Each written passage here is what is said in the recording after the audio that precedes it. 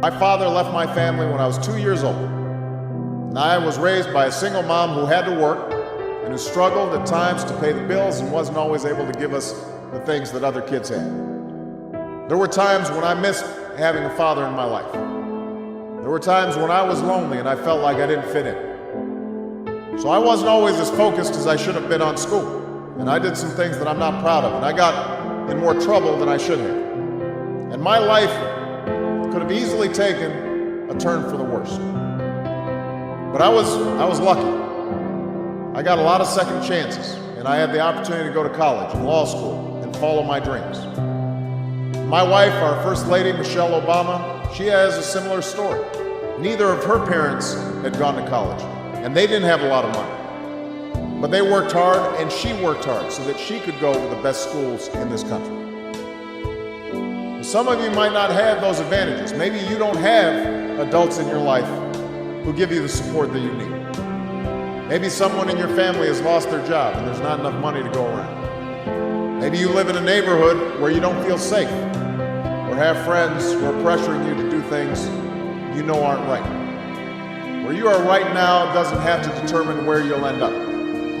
No one's written your destiny for you, because here in America, you write your own destiny. You make your own future. That's why today I'm calling on each of you to set your own goals for your education and do everything you can to meet them. But whatever you resolve to do, I want you to commit to it. I want you to really work at it.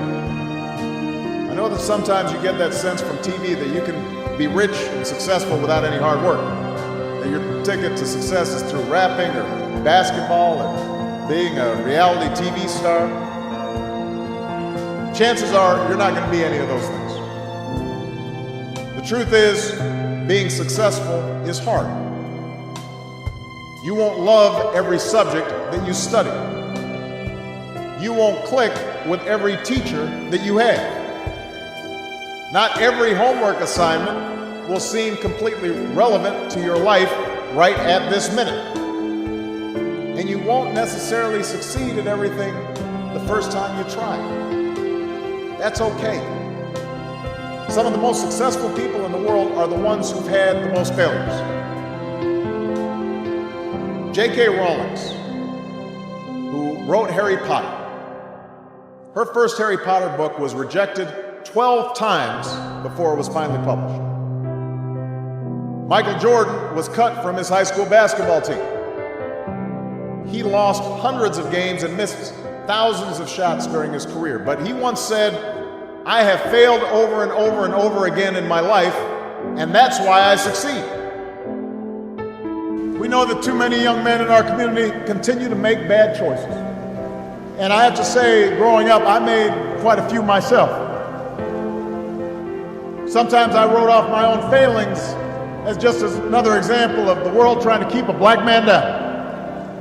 I had a tendency sometimes to make excuses for me not doing the right thing. But one of the things that all of you have learned over the last 4 years is there's no longer any room for excuses. Excuses are tools of the incompetent, used to build bridges to nowhere and monuments of nothingness. Well, we've got no time for excuses. You have to remember that whatever you've gone through, it pales in comparison to the hardships previous generations endured, and they overcame them. And if they overcame them, you can overcome them too. Spirit of excellence and hard work and dedication and no excuses is needed now more than ever. If you think you can just get over in this economy just because you have a Morehouse degree, you're in for a rude awakening.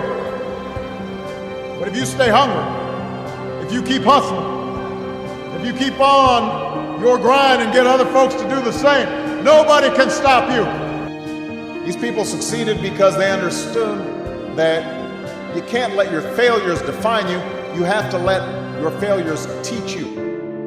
You have to let them show you what to do differently the next time. So if you get into trouble, that doesn't mean you're a troublemaker. It means you need to try harder to act right. If you get a bad grade, that doesn't mean you're stupid. It just means you need to spend more time studying. No one's born being good at all things. You become good at things through hard work. You're not a varsity athlete the first time you play a new sport. You don't hit every note the first time you sing a song. You've got to practice. The same principle applies to your schoolwork.